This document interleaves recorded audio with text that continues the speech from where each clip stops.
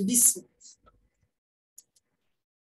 بسم الله الرحمن الرحيم والصلاة والسلام على أشرف المرسلين. Salam alaikum. Bonjour tout le monde. Aujourd'hui, on va faire un chapitre, la programmation sous MATLAB. Donc, on va voir chapitre 5, la programmation sous MATLAB. Toujours, on commence par une petite introduction. Nous avons que MATLAB peut être utilisé comme un langage de programmation évolue. On peut écrire avec MATLAB des scripts, ce qu'on appelle des fichiers de commande, ou bien on peut définir de nouvelles fonctions. Sachant que ces scripts et fonctions peuvent utiliser les fonctions built-in de MATLAB. Donc, MATLAB peut être utilisé comme un langage de programmation évolué. On peut écrire des scripts, des fichiers de commande. On va définir de nouvelles fonctions. Et les scripts et les fonctions peuvent utiliser les fonctions built-in de MATLAB. On va commencer par les scripts. Nous avons qu'un script ou bien un programme, c'est une suite d'instructions MATLAB. Un script ou bien un programme, c'est une suite d'instructions MATLAB. Ces instructions sont écrites dans un fichier texte enregistré avec l'extension .m. Ces instructions sont écrites dans un fichier texte enregistré avec l'extension .m. Pour exécuter un script, il faut évoquer son nom de fichier dans la ligne de commande de MATLAB. Pour exécuter un script, il faut évoquer son nom de fichier dans la ligne de commande de MATLAB.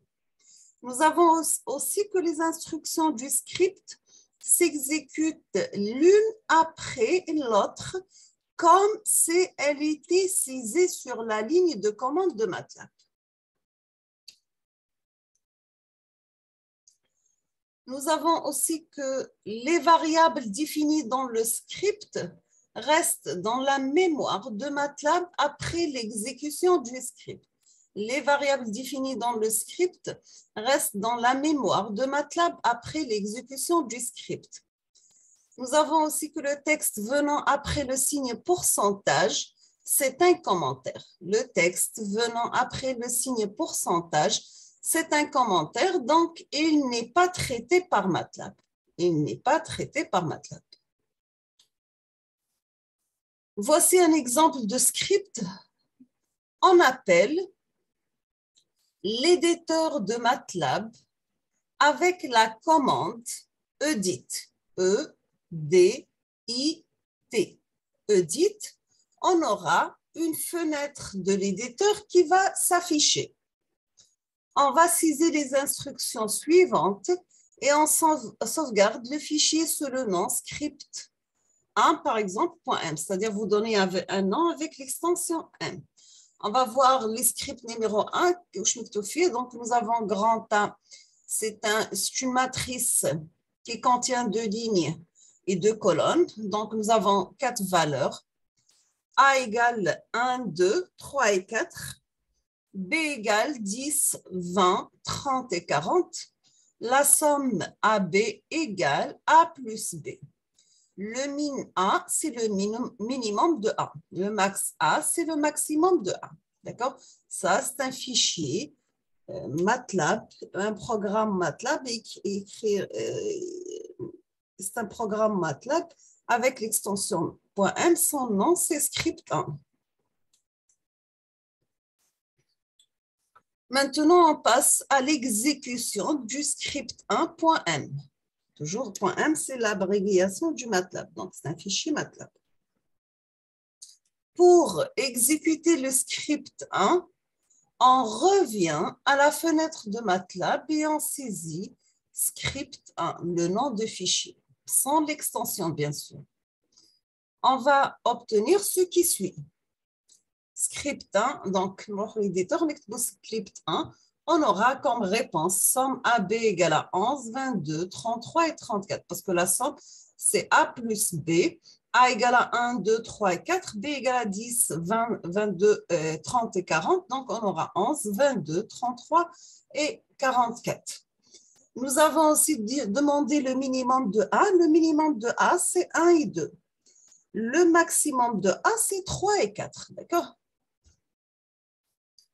Maintenant, après l'exécution du script 1, les variables A et B sont toujours disponibles dans la mémoire de MATLAB. Après l'exécution du script 1, les variables A et B sont toujours disponibles dans la mémoire de MATLAB. Pour s'en convaincre, tapons Who. Nous avons deux commandes, Who et Who avec S. Who, elle va lister seulement la liste des variables et Who avec S, ça va donner les variables avec leur type.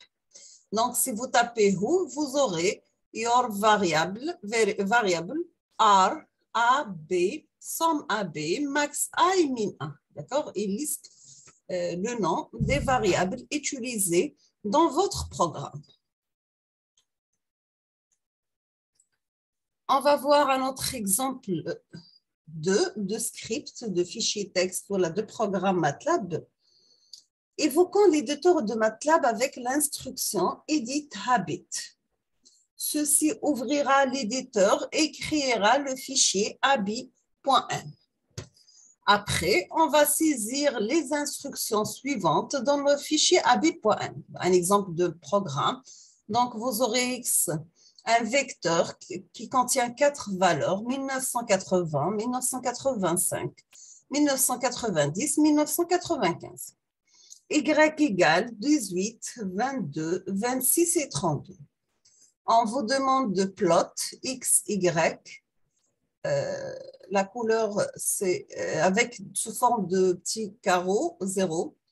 Grid, title, l'évolution du nombre d'habitants. X label, c'est l'année. Y label, 6 millions d'habitants. On voit sur la figure l'évolution du nombre d'habitants. Donc, la première valeur, c'est 1980. La deuxième, c'est 85. Donc, la première valeur, donc nous avons 1980, elle est située sur le point 18, 1985 sur le point 22, 90, 26 et 95, 32. Donc, vous aurez les points sous forme de petits cercles. Le titre, c'est bien évolution du nombre d'habitants. Y label, c'est millions d'habitants. Le X label, c'est l'année. D'accord? Une fois le fichier enregistré, revenons à la ligne de commande de MATLAB et tapons ABI. On aura le graphe suivant qui va s'afficher. D'accord?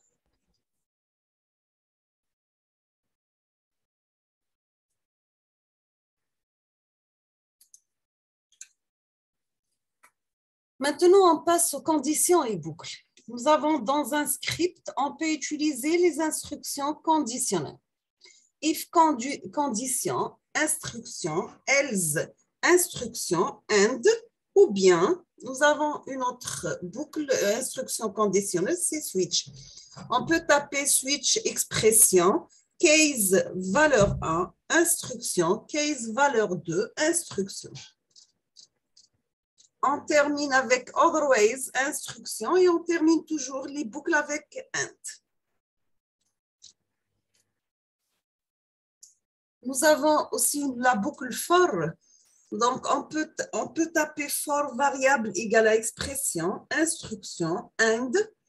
Nous avons quatrième boucle, c'est la boucle while. Donc, nous avons if, switch, for et while. La boucle while, c'est while condition, instruction et and.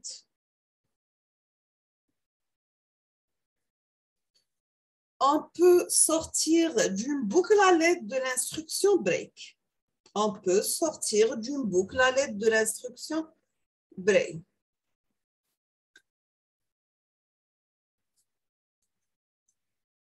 Voici un exemple de script avec if et for. Créons les scripts 3 ci-dessous. P égale, crochet, c'est une matrice vide. F égale matrice vide. For i varie de 1 jusqu'à 10. If mod i de 2 égale à 0. Si le reste de division égale à 0. D reçoit D et I, else, F reçoit F et I, and. Donc, nous avons deux boucles. Boucle for se termine avec cette and et if à la sans end et on demande la valeur de D et F. L'exécution du script, ça donne ce qui suit. Script 3, donc on aura D égale à 2, 4, 6, 8 et 10. F égale 1, 3, 5, 7 et 9. Les fonctions. En MATLAB, toujours, nous avons une fonction, c'est un script qui reçoit des arguments en entrée et renvoie des résultats. Les variables définies localement seront effacées après l'exécution de la fonction. La première ligne du fichier de la fonction commence toujours par le mot function. Les variables de sortie égale le nom de la fonction avec les variables d'entrée. Sachant que x, y sont les arguments de la fonction et a et b sont les résultats, c'est-à-dire les a et b, c'est les variables de sortie et x, y sont les variables d'entrée. La fonction doit être enregistrée dans un fichier portant le nom de la fonction et l'extension .m. Donc ici, par exemple, function AB égale mafunc. Il faut enregistrer le fichier avec le nom mafunc.m. Les commentaires rédigés juste après la première ligne seront affichés lorsqu'on évoque. Donc, si on tape par exemple help, mafunc, vous aurez les commentaires affichés. On va voir un exemple. Nous avons dans l'éditeur de MATLAB définissant la fonction min-max suivante et enregistrée-la dans un fichier minmax.m. Function, un petit m, grand M, min-max, grand X. La fonction mn, min-max, grand X renvoie petit m, c'est le minimum du vecteur X, grand M, c'est le maximum du vecteur X, petit a égale le minimum de grand X, donc a, c'est une variable locale, b, c'est le maximum de grand X, b aussi. Petit m reçoit a, grand M reçoit b. On revient à MATLAB et on efface toutes les variables. On crée le vecteur z et on l'appelle la fonction min-max. Donc, on aura clear all, z varie de 5 à 8, VU, donc le minimum de max de z, nous avons le minimum c'est 5 et le maximum c'est 8. Donc, V c'est le min qui est égal à 5, U c'est le max qui est égal à 8.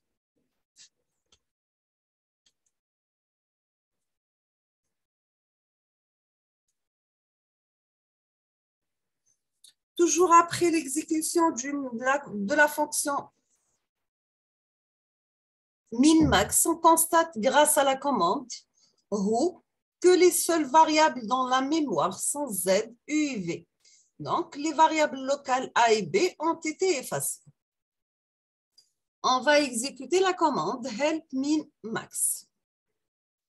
Avec la commande who, donc vous aurez vos variables sans z, u et v.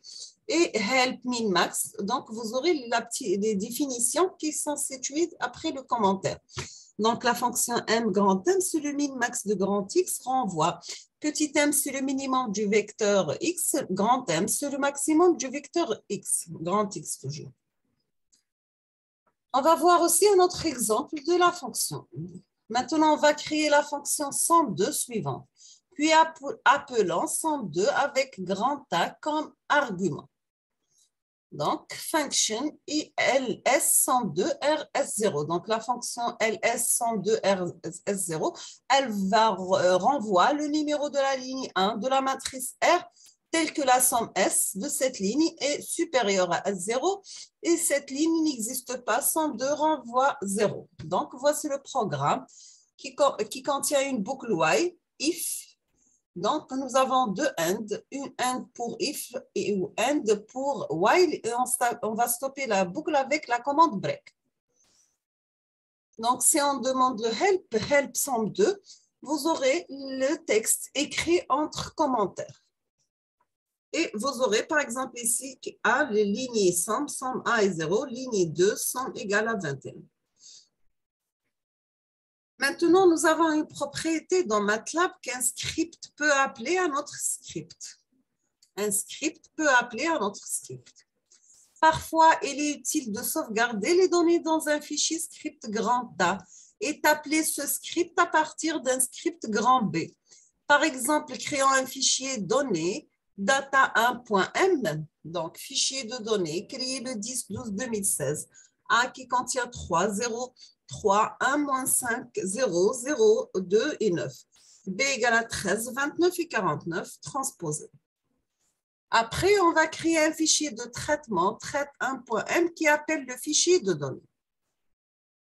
Donc, fichier de traitement, data1, appel du fichier data1.m, résolvons le système AX égale à B, if déterminant de différent de 0, on va afficher la solution et, sinon, pas de solution.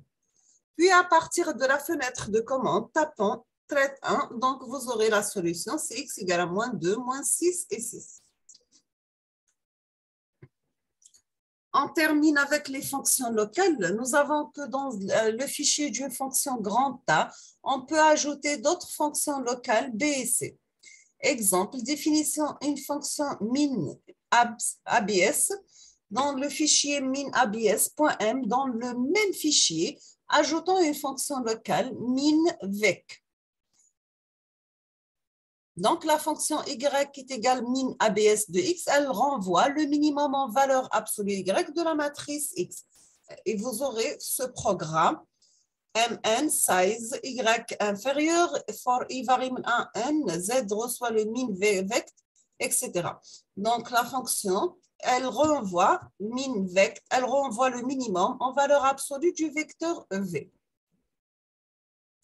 Toujours à partir de MATLAB, appelons la fonction min_abs puis min_vect, uniquement la première est reconnue.